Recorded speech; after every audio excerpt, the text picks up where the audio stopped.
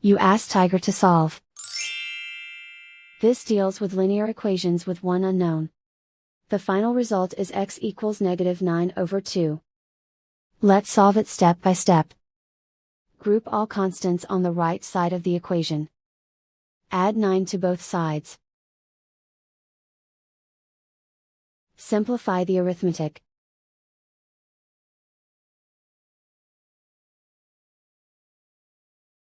Isolate the x.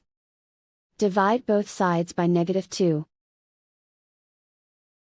Cancel out the negatives. Simplify the fraction. Move the negative sign from the denominator to the numerator. And so the final result is x equals -9/2.